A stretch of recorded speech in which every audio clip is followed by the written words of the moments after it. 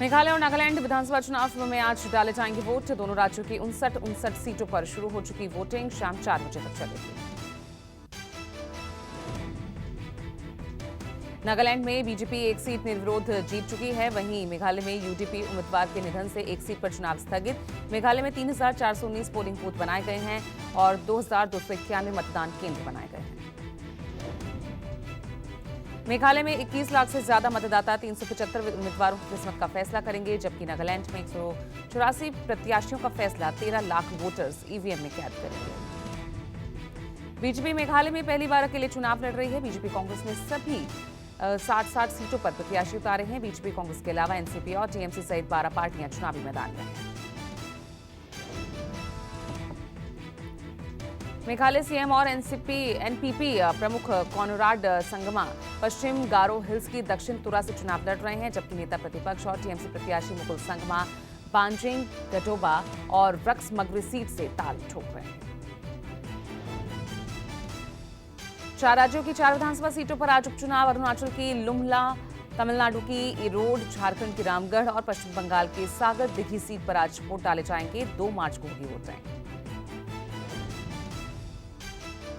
महाराष्ट्र में रविवार को चिचवड़ विधानसभा सीट पर शाम 5 बजे तक 41.1% मतदान हुआ। इसके अलावा कस्बा विधानसभा सीट पर उपचुनाव में 45.25% मतदान हुआ।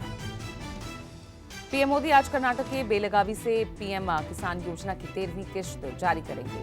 9 करोड़ किसानों के लिए 18,000 करोड़ जारी किए जाएंगे। पीएम लाभार्थियों से करेंगे संवाद। मिशन 2024 के तहत बीजेपी का आज से देशव्यापी सेल्फी अभियान। कैंपेन के तहत देश के हर जिले के उज्ज्वला और आयुष्मान योजना के लाभार्थियों के साथ सेल्फी खींचने की तैयारी।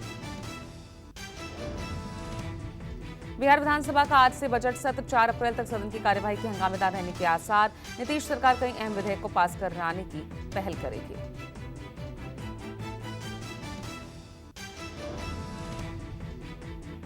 कांग्रेस एक बार फिर भारत जोड़ो यात्रा पर निकलेगी। रायपुर में राष्ट्रीय अधिवेशन के आखिरी दिन पार्टी महासचिव जयराम रमेश ने ऐलान किया। जयराम ने कहा कि अरुणाचल प्रदेश से गुजरात तक की यात्रा की जाएगी। झारखंड के सीएम हेमंत सोरेन ने सरकारी बैंकों को लेकर दिया विवादित बयान। रामगढ़ में एक कार्यक्रम में मुख्यमंत्री ने कहा कि बैंकों का कोई भरोसा नहीं, इसलिए मिट्टी में गाड़ कर रखो पैसा। दिल्ली की राउस एवेन्यू कोर्ट में दिल्ली के डिप्टी सीएम मनीष सिसोदिया की आज पेशी। सीबीआई की विशेष अदालत के जज एमके नागपाल की बेंच के सामने पेशी से पहले होगा सिसोदिया का मेडिकल। दिल्ली के डिप्टी सीएम मनीष सिसोदिया की शराब घोटाला में गिरफ्तारी हुई है। रविवार को 8 घंटे की पूछताछ के बाद सीबीआई ने सिसोदिया को अरेस्ट किया।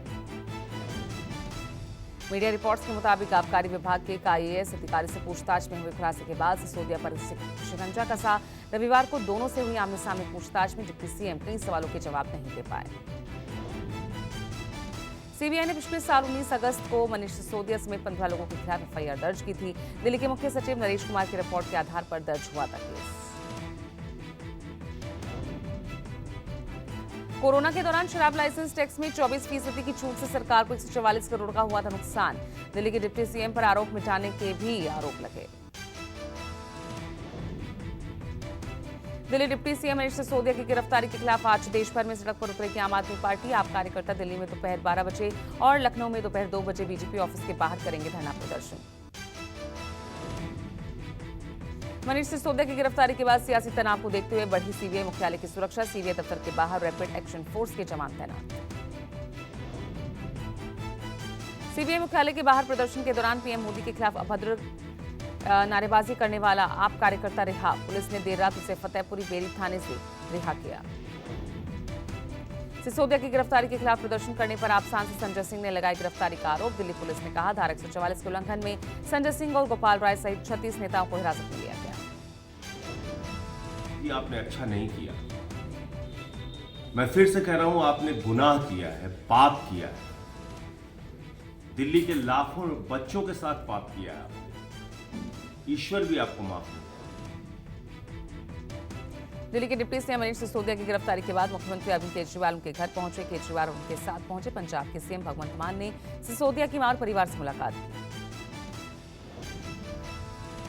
दिल्ली के सीएम केजरीवाल ने कहा कि केंद्र की निरंकुश मोदी सरकार ईमानदार और देशभक्त लोगों को पकड़ रही है।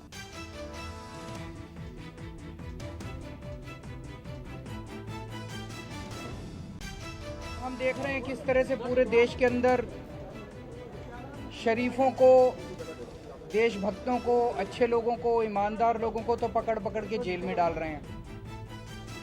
पंजाब के सीएम भगवंत मान ने मोदी सरकार पर दिल्ली के डिप्टी सीएम को परेशान करने का आरोप लगाया। मान ने कहा कि हम आंदोलन से निकले हैं, डरेंगे नहीं। दिल्ली की तरक्की कराने वालों को कह रहे जेल में भेजेंगे, तो ये बहुत ही कायरतापूर्ण कदम है। आम आदमी पार्टी डरने वाली नहीं है और रहनी भी चाहिए। बीजेपी प्रवक्ता संबित पात्रा ने दिल्ली के डिप्टी सीएम मनीष सिसोदिया की गिरफ्तारी पर तंज कसा। कहा सिसोदिया पहले शिक्षा मंत्री जो शराब घोटाले में अरेस्ट हुए, उन्होंने स्कूल के पास शराब की दुकानें खुलवाकर बच्चों की जिंदगी के साथ खिलवाड़ किया। बीजेपी नेता कपिल मिश्रा ने सिसोदिया की गिरफ्तारी को उनकी करतूतों का अंजाम बताया। कपिल ने कहा कि अगला नंबर सीएम केजरीवाल का है। हुई लूट, भ्रष्टाचार, इसका हिसाब किताब होना शुरू हो गया है और मैं ये ऑन रिकॉर्ड कहना चाहता हूं कि सत्येंद्र जैन और मनीष सिसोदिया के बाद भ्रष्टाचार में जेल जाने का अगला नंबर अरविंद केजरीवाल का हो। आप नेता सौरभ भारद्वाज ने कहा कि आज सीबीआई, ईडी सहित तमाम एजेंसियां बीजेपी के इशारे पर काम कर रही है। भारद्वाज ने कहा गरीब बच्चों की भलाई और शिक्षा देने वाले नेक इंसान के साथ ज्यादती देश देख रहा है। आप नेता आशीष मालेना ने कहा, तंज कसते हुए कहा कि अगर सिसोदिया ने 10,000 का घोटाला किया तो पैसे कहां गए।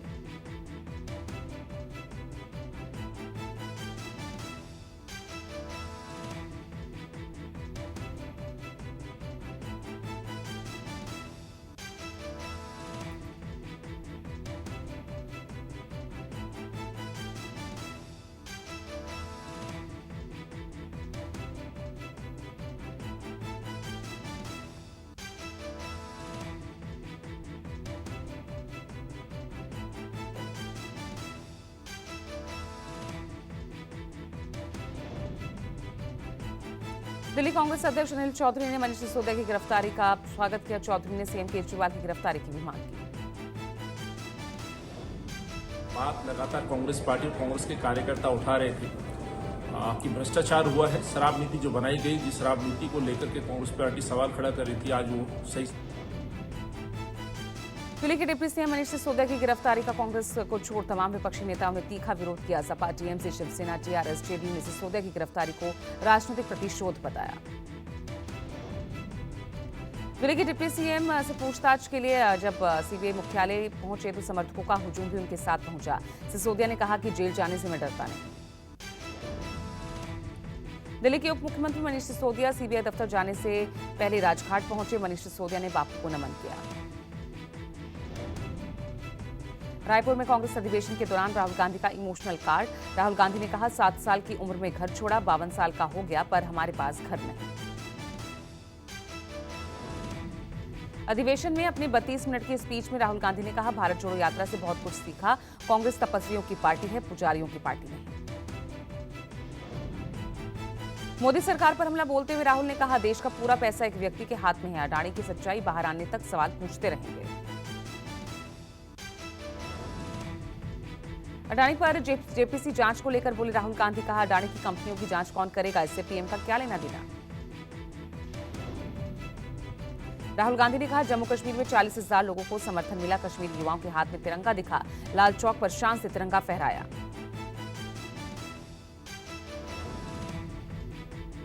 कांग्रेस अधिवेशन को संबोधित करते हुए प्रियंका ने कहा हमारे सामने कई बड़ी चुनौतियां, हमें एकजुट होकर लड़ना पड़ेगा। देश की हिम्मत जगाना कांग्रेस का काम। पीएम को घेरते हुए प्रियंका गांधी ने कहा देश का किसान आज कर्ज में डूबा हुआ है, लेकिन पीएम अपने दोस्तों को मुफ्त में जमीन दे रहे हैं। कांग्रेस अधिवेशन के आखिरी दिन आज फिर बोले कांग्रेस अध्यक्ष मल्लिकार्जुन खड़गे। कहा कांग्रेस का मतलब देशभक्ति है। राहुल के भारत जोड़ो यात्रा से बनाए माहौल को आगे ले जाना होगा। खड़गे ने कार्यकर्ताओं को संबोधित करते हुए कहा मोदी देश की संपत्ति को खरीदकर अडानी को दे रहे हैं, वो हाथी जितना मोटा बन गया। पंजाब के तरनतारन जेल में गैंगवार में 2 बदमाशों की हत्या। मारे गए बदमाश Punjabi singer Sindhu Moosewala murder case में शामिल थे। मारा गया गैंगस्टर मनदीप सिंह तूफान सिंगर मूसेवाला की हत्या के दौरान स्टैंड बाय शूटर के तौर पर मौजूद था। मध्य प्रदेश के छतरपुर में बोरवेल में गिरी 3 साल की बच्ची को सुरक्षित निकाला गया। 5 घंटे की मशक्कत के बाद 30 फीट गहरे बोरवेल में गिरी बच्ची को निकाला गया।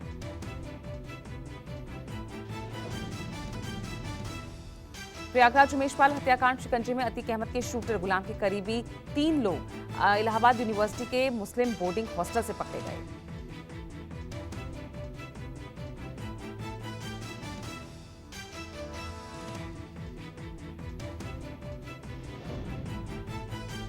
जम्मू कश्मीर के पुलवामा में कश्मीरी पंडित की हत्या के विरोध में आज बंद का आह्वान। कश्मीरी पंडित संघर्ष समिति ने किया संजय शर्मा की हत्या के विरोध में बंद का ऐलान। पुलवामा में कश्मीरी पंडित की हत्या के विरोध में श्रीनगर में निकाला गया कैंडल मार्च। प्रदर्शनकारियों ने कश्मीरी पंडितों पर हो रहे हमले का जोरदार विरोध किया। जम्मू कश्मीर के पुलवामा में रविवार को फिर हुई थी टारगेट किलिंग। आतंकियों ने कश्मीरी पंडित संजय शर्मा को गोली मारकर उतारा था मौत के घाट। बताया जा रहा है कि संजय शर्मा अपनी पत्नी के साथ बाजार जा रहे थे, तभी घात लगाए आतंकियों ने निशाना साधा। सुरक्षा बल मौके पर पहुंचे, पूरे इलाके में सर्च ऑपरेशन शुरू किया। टारगेट किलिंग को लेकर कश्मीरी पंडितों में गुस्सा। आतंकियों पर प्रहार जारी। केंद्रीय गृह मंत्रालय ने जम्मू और कश्मीर पुलिस और खुफिया एजेंसियों की सहायता से स्थानीय आतंकवादियों की सूची तैयार की। आतंकियों की संपत्तियों की कुर्की और बैंक खातों को फ्रीज करने की तैयारी। आतंकियों पर कानूनी कार्रवाई शुरू की गई है। प्रधानमंत्री नरेंद्र मोदी ने मन की बात के जरिए देश को संबोधित किया। मन की बात कार्यक्रम का 98वां एपिसोड था। पीएम मोदी ने कार्यक्रम के जरिए कहा कि विदेशों में भारतीय खिलौनों का क्रेज बढ़ गया है। भारतीय खिलौनों की ख्याति दूर दूर तक पहुंच गई है। पीएम मोदी ने संबोधित करते हुए कहा कि आज हर कोई चैंपियन है। भारतीय खेलों को बढ़ावा मिल रहा है। पीएम मोदी ने कहा सभी ने जन भागीदारी की अभिव्यक्ति का अद्भुत प्लेटफॉर्म बना दिया है। समाज की शक्ति से देश की शक्ति बढ़ती है। पीएम मोदी बोले सरदार पटेल की जयंती के अवसर पर मन की बात में 3 प्रतियोगिता में बात की थी। ये प्रतियोगिताएं देशभक्ति पर गीत, लोरी और रंगोली पर आधारित थी। मुंबई के पास पालघर के वसई इलाके में कब्रिस्तान के खिलाफ हिंदू संगठनों ने एक भव्य मोर्चा निकाला। हिंदू संगठन का आरोप महानगर पालिका ने वोट बैंक की लालच में मुस्लिम कब्रिस्तान के लिए जमीन दी है। प्रदर्शन कर रहे कार्यकर्ताओं ने कब्रिस्तान की दीवार तोड़ने की कोशिश भी की। भारी पुलिस बल मौके पर मौजूद। दिल्ली के द्वारका जिले के मोहन गार्डन इलाके में सनसनीखेज वारदात। पति ने पत्नी और 5 साल और 4 महीने के बेटे की हत्या की। आर्थिक तंगी की वजह से आरोपी पति ने पत्नी, बच्चों का कत्ल किया और फिर अपनी कलाई की नस काटी। आरोपी पति की हालत गंभीर। बताया जा रहा है कि कल ही 1 हफ्ते बाद मायके में रहकर स्मिता अपने ससुराल लौटी थी। कल ही रात उसने वीडियो कॉल पर अपने भाई से बात की थी। वारदात को अंजाम देने के बाद आरोपी ने दोस्त को मैसेज किया था। सुरक्षा बलों ने नियंत्रण रेखा के पास से 3 नशा तस्कर को हिरासत में लिया। पुंछ के दिगवार सेक्टर में हुई गिरफ्तारी। ड्रग्स तस्कर नियंत्रण रेखा पार करके घुसपैठ करने की कोशिश कर रहे थे, तभी सेना और पुलिस की टीम ने घेराबंदी कर तस्करों को गिरफ्तार किया। भारत के खिलाफ फिर पाकिस्तान के ड्रोन। आज अमृतसर में मिला चाइनीज ड्रोन। संदिग्ध ड्रोन मिलने के बाद सुरक्षा एजेंसियों ने जांच पड़ताल की। पाकिस्तान की तरफ से नशा तस्करी के लिए अब ड्रोन का इस्तेमाल किया जा रहा। 3 हफ्ते पहले भी अमृतसर सेक्टर में बीएसएफ ने एक पाकिस्तानी ड्रोन को मार गिराया था।